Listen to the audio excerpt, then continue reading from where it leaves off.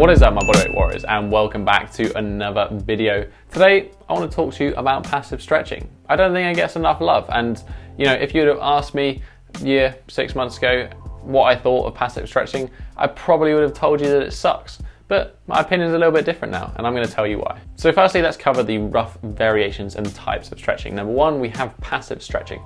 This is the maximum range of motion we can force ourselves into under kind of a more relaxed state. So for example, let's use just a standing pike hold. We can put ourselves in with our ankles, we can go deeper into the stretch. This is a good representation of our passive hamstring flexibility. Number two, we have active flexibility. This is our ability to hold ourselves into or get ourselves into a range of motion. So for example, this might be a standing leg lift, or it might be something like an L-sit. Again, this is a good example of active hamstring flexibility. And then the last one we have is dynamic. And this is kind of our ability to move in and out quickly of a range of motion. So this might be something like a standing leg kick. This would be an example of dynamic hamstring flexibility. Different practices out there like FRC, end range work, all these sort of things will kind of cover different aspects of this and then maybe shun other ones. But actually I think they all have a very important place to play, and I'm going to explain what I think that place is. I'll be honest here, I think that loaded and active flexibility is the fastest way to gain flexibility. That's just based on my experience coaching and the evidence that I've seen out there, it tends to produce the fastest results. But I do believe that passive stretching is an essential component to use alongside this to get the most out of those results. And there's a couple of reasons why. Number one, I think passive stretching is great for beginners, people who are new to stretching.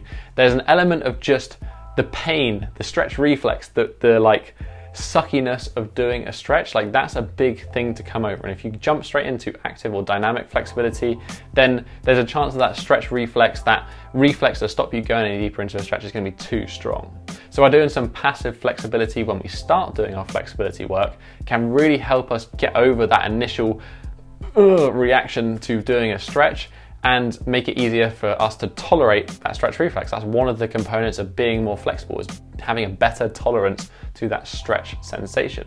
The second part I think it plays a place with your flexibility training is if you want to have a large amount of range of motion available to you at all times. The reason passive stretching, or especially passive stretching when cold, is good for this because it teaches the body to relax into a position and just allow yourself to go into it.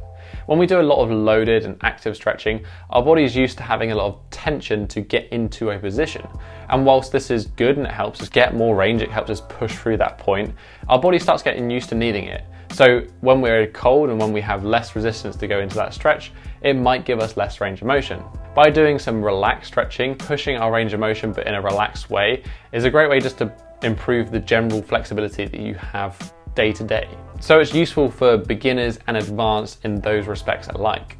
And the third and final way I think passive stretching is useful is just to calm the central nervous system and also unwind. I always recommend doing some passive stretching to clients and just people who ask before bed. I think this is a great time to add a little bit of flexibility work. It doesn't have to be long, just 5-10 minutes, maybe in front of watching the TV. You can just sit doing some pike stretching, do some glute stretching, hip flexor, all these sort of things.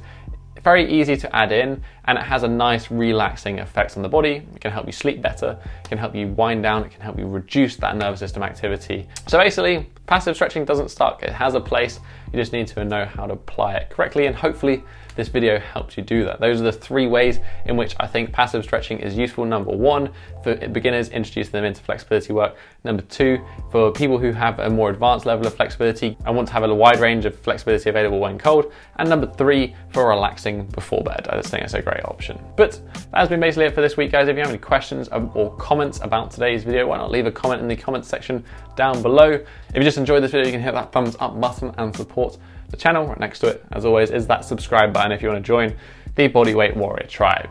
But that's basically been it for this week, guys. I'll catch you in the next episode. Have a strong week and peace.